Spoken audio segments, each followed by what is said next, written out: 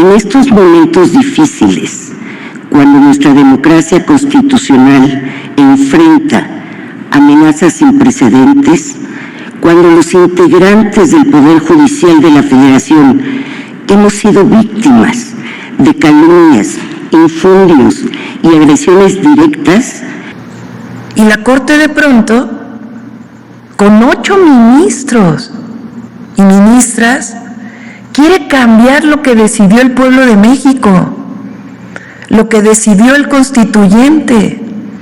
En su conferencia matutina del 4 de noviembre del día de ayer, la presidenta Claudia Sheinbaum abordó la situación en torno a la reforma del Poder Judicial. Declaró que su gobierno tiene un plan preparado para enfrentar cualquier decisión que la Suprema Corte de Justicia de la Nación tome sobre el proyecto de reforma, el cual será discutido y votado el 5 de noviembre. Sheinbaum enfatizó que la Suprema Corte, según su perspectiva, se estaría excediendo en sus atribuciones al pretender anular partes de una reforma constitucional, especialmente aquellas que implican cambios en la elección de jueces y magistrados a través de mecanismos populares. En respuesta a las preocupaciones, afirmó que, sin importar el fallo, ya cuentan con estrategias para salvaguardar el avance de la reforma. Paralelamente, la ministra presidenta Norma Piña también emitió Paralelamente, la ministra presidenta de la Suprema Corte de Justicia de la Nación, Norma Piña, también emitió un comunicado donde criticó lo que percibe como ataques hacia el Poder Judicial, reiterando que sus miembros actúan con imparcialidad y sin corrupción. Sin embargo, la postura de Piña ha sido con escepticismos en sectores de la población. El pueblo ya no cree lo que tanto ellos pelean. Quienes perciben un interés más enfocado en proteger beneficios internos del sistema judicial, en lugar de aliarse con las demandas de transparencia y rendición de cuentas. Norma Piña quiere hacer ver al pueblo que ellos solamente son las víctimas en esta reforma, queriendo hacer ver al pueblo que ellos trabajan siempre con una imparcialidad y sin corrupción, lo cual el pueblo de México ya no cree en absoluto y solamente se hace ver más su ambición hacia privilegios que no quieren perder, hacia el nepotismo de que sus familiares estaban ya listos para tomar nuevos cargos y ahora ya no podrán. Eso es lo que les duele, sinceramente, a estos corruptos de la Suprema Corte de Justicia de la Nación. En estos momentos difíciles, cuando nuestra democracia constitucional enfrenta amenazas sin precedentes, cuando los integrantes del Poder Judicial de la Federación hemos sido víctimas de calumnias, infundios y agresiones directas, ustedes han demostrado una entereza y profesionalismo ejemplares. Lejos de amilanarse ante la adversidad, han redoblado esfuerzos, manteniendo intacta la integridad y la dignidad que caracteriza a nuestro Poder Judicial Federal. Estoy completamente segura, y lo expreso con la mayor convicción, de que no existen servidores públicos más preparados y de mayor excelencia que los que conforman el Poder Judicial de la Federación. Su formación, su experiencia y sobre todo su vocación de servicio son el reflejo de una institución que se ha manifestado firme en su propósito de garantizar que todo aquel que se queje con justicia tenga un tribunal que lo escuche, lo ampare y lo proteja contra el fuerte y el arbitrario. Es en ustedes donde recae la enorme responsabilidad de continuar sirviendo a nuestro país. Les insisto a que sigan amándolo y a que luchen cada día desde el ámbito de sus responsabilidades para asegurar que cada persona en esta nación tenga garantizado su derecho humano a una justicia pronta, completa e imparcial. En un contexto como el actual, su labor cobra aún mayor relevancia. Toda actividad realizada por cada uno de ustedes con rigor, con ética, con vocación y compromiso es una contribución invaluable a la defensa de la democracia constitucional y con ello a la defensa de los derechos y a la libertad. Quiero expresarles mi más profundo agradecimiento y hacerlo extensivo a sus familiares, porque ellos, mejor que nadie, conocen de las preocupaciones, de los horarios y de los compromisos que representa servir al Poder Judicial Federal, y hacerles saber que ha sido y es un privilegio y un honor indescriptible trabajar al lado de profesionales de tan alta calidad humana y técnica. Su ejemplo no solo inspira a sus compañeros, sino que también inspirará a las nuevas generaciones que seguramente verán en muchos de ustedes un modelo a seguir. Seguramente se recordarán a estos tiempos como un periodo de desafíos, pero también de resiliencia y de fortaleza institucional. Y serán justamente ustedes, con su dedicación y compromiso, quienes marcarán la diferencia, quienes al final del día escribirán la historia. Mi mayor reconocimiento a ustedes, porque han dedicado su vida a servir al país, a la sociedad, al pueblo de México, a través de la noble labor asociada con la impartición de justicia. La integridad tiene rostro humano y orgullosamente son ustedes dignos representantes del Poder Judicial de la Federación. Reconocer su labor por años de servicio no es solo una sucesión de frases de gratitud, es mucho más. Se trata de un deber jurídico, moral y social que debemos honrar. De nuevo, gracias por su servicio, por su dedicación y por ser la esencia misma de lo que representa, de lo que debe ser el Poder Judicial de la Federación.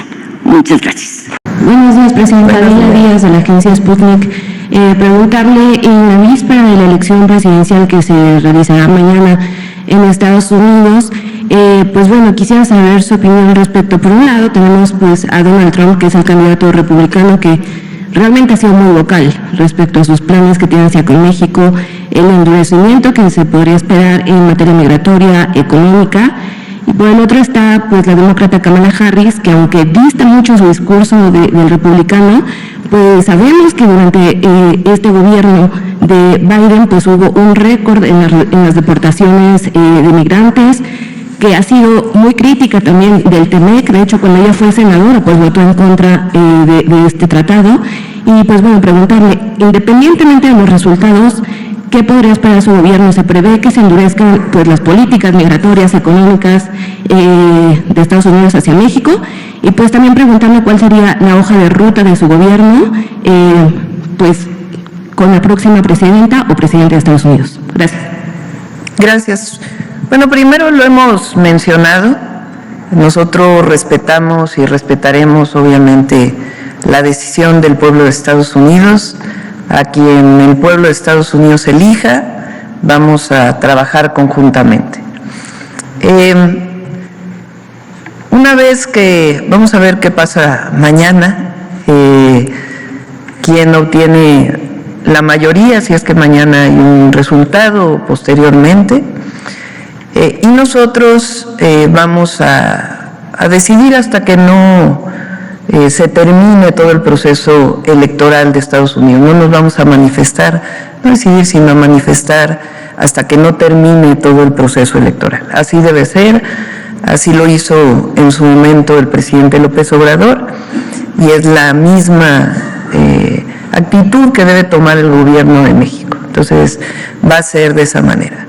Una vez que las instituciones estadounidenses electorales tomen su decisión respecto al próximo presidente o presidenta de los Estados Unidos, estaremos ya en contacto con el próximo presidente o presidenta. Estamos haciendo un trabajo muy importante y además lo hemos estado haciendo también con empresarios y empresarias y queremos fortalecerlo todavía más para demostrar la importancia que tiene el tratado comercial para los Estados Unidos. Es decir, el TEMEC no solamente beneficia a México, sino beneficia de manera muy importante a los Estados Unidos. Esa fue la manifestación que tuvieron aquí en la reunión del 15 de octubre que tuvimos con varios empresarios y empresarias estadounidenses de la Cámara de Comercio, y este trabajo lo seguimos desarrollando porque es muy importante que se conozca cómo Estados Unidos, su economía depende mucho de la economía de México y cómo el tratado comercial beneficia a Canadá, beneficia a Estados Unidos y beneficia también a México. Como lo dije desde la toma de posesión, el tratado nos complementa, no hay competencia entre las naciones, entre nuestros países, sino al contrario, nos complementa. Y vamos a continuar con los diálogos de alto nivel para los temas relacionados con nuestra relación, desde los temas de migración, el tema del fentanilo, que es un tema importante para Estados Unidos por razones humanitarias, diría yo, pero también otros temas que son importantes, como el tráfico de armas de Estados Unidos hacia México y otros temas de la relación comercial y nuestra relación con el resto del continente americano. Entonces va a haber buena relación, además de tomar, de respetar la decisión del pueblo de los Estados Unidos. En el momento que ya los órganos electorales hayan tomado su decisión definitiva, en ese momento pues estableceremos la relación y estoy segura que va a haber una buena relación con Estados Unidos y buscaremos la mejor comunicación. Gracias.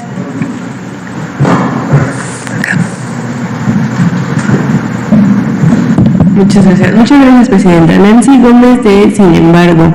La Corte, como mencionaba en el video, pues mañana va a discutir lo de la reforma al Poder Judicial, pese a que la semana pasada se aprobó esta reforma en materia de inimpugnabilidad de las reformas constitucionales.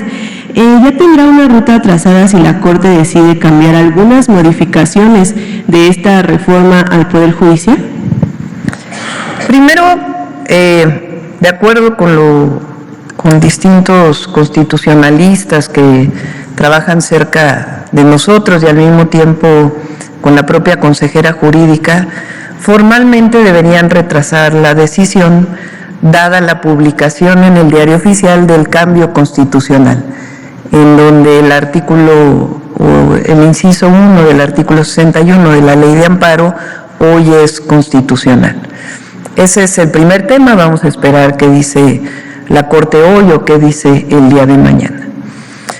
Segundo, si ellos insisten en decidir el día de mañana, yo creo que vale la pena, y esto es muy importante, que todas y todos sepamos que quien está cometiendo una falta es la Corte. Es muy importante que lo conozca el pueblo de México. Es decir, la Corte recibe un amparo de partidos políticos que no tienen personalidad jurídica, primer problema, para poder presentar estos amparos. Segundo, porque son partidos políticos que en todo caso se rigen por las leyes electorales y en todo caso debería de ser ante el Tribunal Electoral del Poder Judicial de la Federación. Segundo, no podrían haberlo recibido por lo que decía la Ley de Amparo, pero ahora que es constitucional el amparo no puede ser parte de la revisión de una reforma constitucional, pues deberían tomar esto en cuenta. Y tercero, ya fue publicada la reforma constitucional. Entonces, están legislando sobre una reforma constitucional. ¿A quién le corresponden las reformas constitucionales? Al legislativo, al constituyente. ¿Quién es el constituyente en México? Las 2/3 partes de la mayoría en la Cámara de Diputados, las 2/3 partes de la mayoría en la Cámara de Senadores y la mayoría de los congresos locales. A ellos les corresponde cambiar la Constitución. Eso lo dice claramente la Constitución de la República. Lo que quiere hacer ahora la Corte es legislar, cambiar lo que ya es una resolución del constituyente. Es decir, la Corte se está sobrepasando sobre sus funciones. Yo no me quiero adelantar. Claro que tenemos un plan que no pone en riesgo nada. Tenemos, por supuesto, un plan, sea que decidan a favor o que decidan en contra. ¿Quién está provocando un problema constitucional? Porque ni siquiera le quiero llamar crisis, porque así le llaman nuestros adversarios. ¿Quién lo está provocando? La Corte. O sea, porque ahora resulta que la presidenta de la República dicen que está provocando una crisis constitucional. O sea, ¿cómo? Renuevo el recuento. El presidente López Obrador envía una reforma a la Constitución el 5 de febrero de 2024. Es parte de la discusión del proceso electoral. Se gana la elección.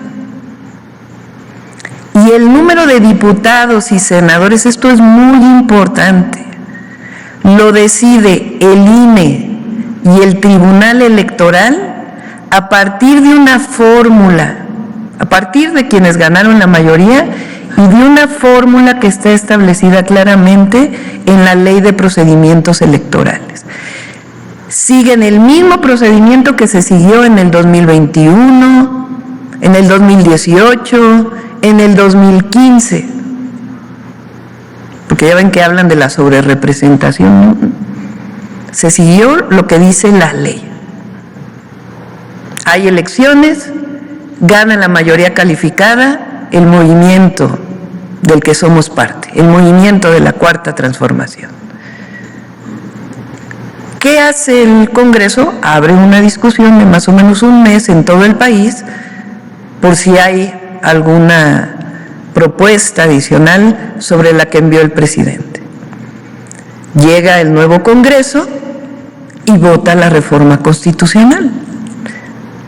La Cámara de Diputados gana más de las 2/3 partes. La Cámara de Senadores gana 2/3 partes. Y luego la mayoría de los congresos estatales votan a favor de la reforma al Poder Judicial. Se valida la reforma constitucional en el Congreso, tal cual lo dice la Constitución, se lo envían al presidente López Obrador para que lo publique en el Diario Oficial de la Federación y lo publica el 15 de septiembre del 2024. Reforma constitucional publicada en el Diario Oficial, siguiendo todas las reglas establecidas por la Constitución y las leyes. Y la Corte de pronto, con 8 ministros y ministras, quiere cambiar lo que decidió el pueblo de México, lo que decidió el constituyente. Todavía ayer el ministro Juan Luis González Alcántara dice, es que queremos una negociación. ¿Con quién quieren una negociación? ¿Con la presidenta? Si la presidenta lo único que hace es publicar en el Diario Oficial lo que decide el constituyente, ¿Estamos de acuerdo? Estamos de acuerdo. Pero el constituyente podría haber decidido otra cosa. Si ya es reforma constitucional, ya es parte de la Constitución.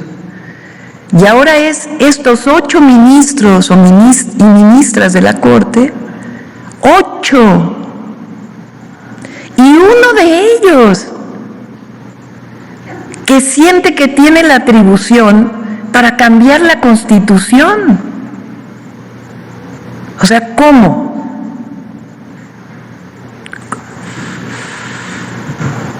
¿Cómo? ¿Quién está poniendo en duda la reforma constitucional? Un ministro de la Corte.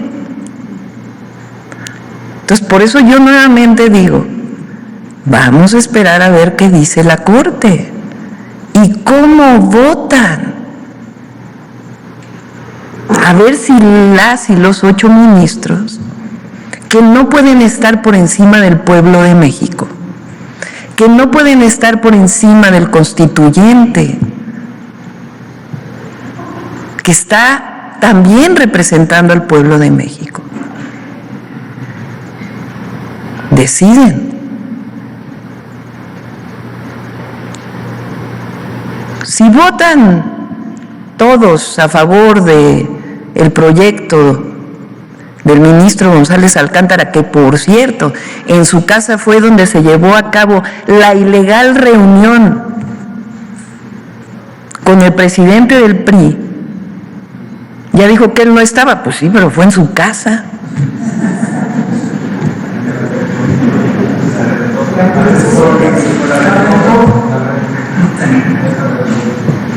Bueno, este ministro, que la verdad, con todo respeto, ¿dónde quedaron sus principios constitucionales?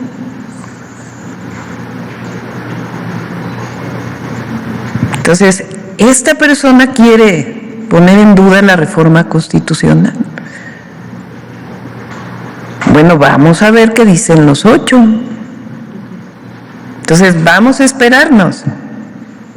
Pero tiene que quedar muy claro que 8 ministros no pueden estar por encima del pueblo de México. Y que quien está poniendo en duda la reforma constitucional, que ya es parte de la Constitución, no es la presidenta de la República, son los 8 ministros y ministras. Por eso yo digo, que recuerden sus clases de derecho, que recuerden su formación, y vamos a ver cuál es la votación. De cualquier forma, nosotros estamos preparados para una o para otra. Ahora, fíjense, y lo menciono, un expresidente de México, hoy vocero, bueno, siempre fue vocero del conservadurismo, pero hoy más todavía. Fíjense dónde publica su artículo. Para empezar, ¿lo publicó en un periódico de circulación nacional? No. ¿Lo publicó en sus redes sociales exclusivamente? Lo publica en un periódico de Estados Unidos, el Washington Post. ¿No les parece que algo no está bien? O sea, ¿a quién le está hablando? ¿Al pueblo de México? ¿Desde un periódico en Estados Unidos? Pues lo hubiera publicado en Reforma, en el Universal, en Milenio, en el Excelsior, en ¿quién me falta? Proceso, el Heraldo, cualquiera, y no lo hablo por mal, sino sencillamente porque sea un periódico que, aunque son metropolitanos, la mayoría de ellos son los periódicos de la vida nacional. No lo publica en un periódico nacional, lo publica en el Washington Post, Entonces, ¿a quién se dirige? Pues a los estadounidenses, ¿no? O al gobierno de Estados Unidos, o a la política de Estados Unidos. Bueno, él privatizó los ferrocarriles a extranjeros. ¿Qué decía López Mateos en su carta al pueblo de México cuando nacionalizó la industria eléctrica? A ver si lo tienen por ahí. El presidente lo puso aquí varias veces.